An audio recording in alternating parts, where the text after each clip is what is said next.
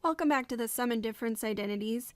Now we're going to do some exercises or examples where we prove or disprove. And in some cases, it's going to be kind of obvious that we need to disprove it. And in other cases, it's going to look like we can just prove it to be true using identities that we just looked at. So this first one is cosine of angle A minus B is equal to cosine of A minus cosine of B. Now, I see this so often when students forget to memorize the sum and difference identities. I know this is the wrong identity. I know this isn't true because I just memorized the cosine sum and difference identities, and I know that that's not going to work. So I'm just going to pick two values for angle A and B that I know are going to be easy to calculate. Let's let angle A equal pi over 2 pi, and let's let angle B equal pi. That's going to be a super easy calculation, and we can see if this is a true statement or not.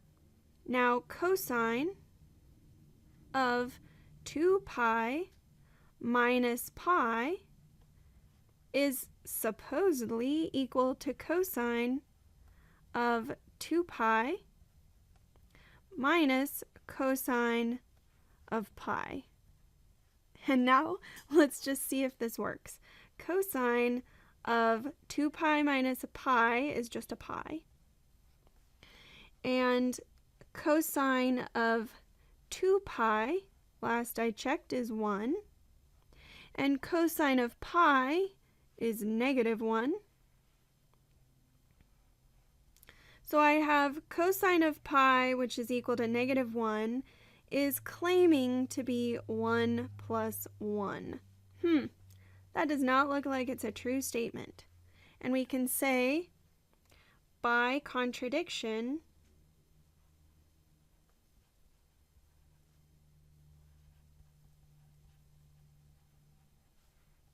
this identity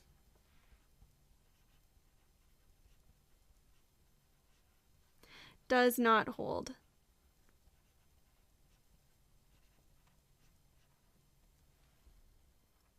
In this statement, it says that cosine of pi over 2 plus x is equal to negative sine of x.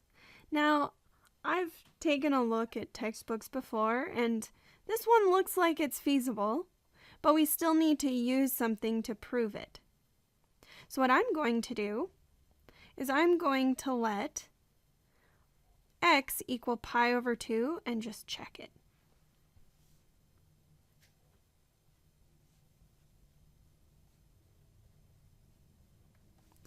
If I check that this is a true statement, I'll have cosine of pi over 2 plus pi over 2 equaling negative sine of pi over 2. So for the random angle that I chose, this seems to be true.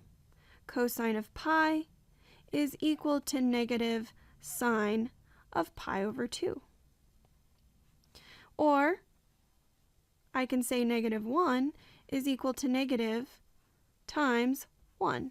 So this is a true statement. So I should be able to, by identities, prove that this is a true statement using my cosine sum of the angles identity. If I use a cosine identity formula, I know that cosine doesn't play well with others, so we're going to group the cosine of pi over 2 times the cosine of x minus the sine of pi over 2 times the sine of x. And this should be equal to the right-hand side. I didn't mention it, but you probably figured it out. We are working on the left-hand side.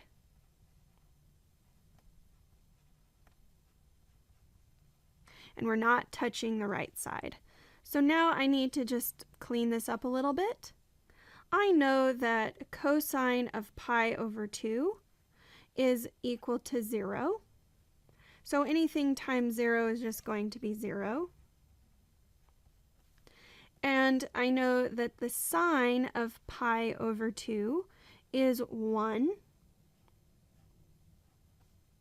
And I'll multiply that times the sine of x. This first part of my left-hand side goes to 0, as I said before. And simplifying further, I get negative sine of x on the left side. And that does indeed match negative sine of x on the right-hand side, and we have proved this to be true as desired. So I put my little square at the end.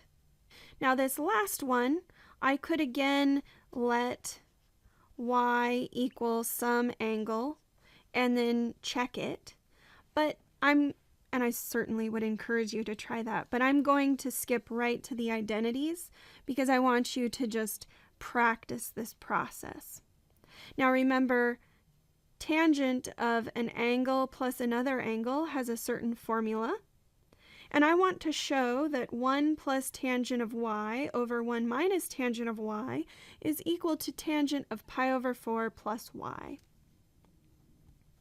So I am going to work with the right-hand side only.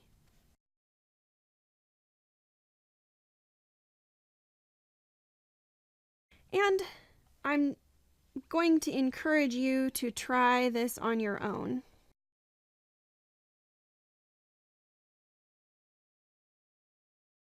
Now let's do a substitution for tangent of pi over 4 plus y.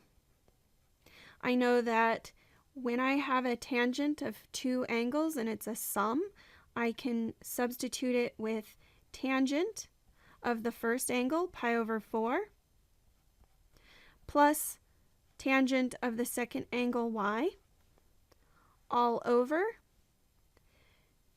1 minus tangent of the first angle, pi over 4, times tangent of the second angle, y. Tangent of pi over 4 is 1, and we'll add that to tangent of y, all over 1 minus 1 times tangent of y. Let's clean this up a little bit. We'll have 1 plus tangent of y over 1 minus tangent of y. And that indeed does look like the left-hand side. 1 plus tangent of y over 1 minus tan y. And so I have proven this to be true as desired, so I'll put a little box there. Now that we proved some identities that were very similar to this list of cofunction identities, I think it's time to share that there are some interesting identities around subtracting an angle from pi over 2. As you can see, sine of pi over 2 minus an angle, we'll call it u, is equal to cosine of u. Cosine of pi over 2 minus u is equal to sine of u.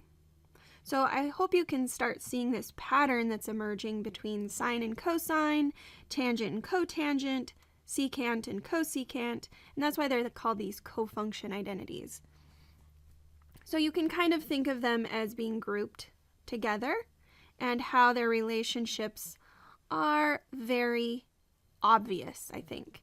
This one gives you cosine, the cosine of pi over 2 minus u gives you sine of u. And then similarly, tangent of pi over 2 minus u is equal to cotangent of u. Cotangent of pi over 2 minus u is equal to tangent of u. And finally, secant of pi over 2 minus u is equal to cosecant of u. Similarly, cosecant of pi over 2 minus u is equal to secant of u.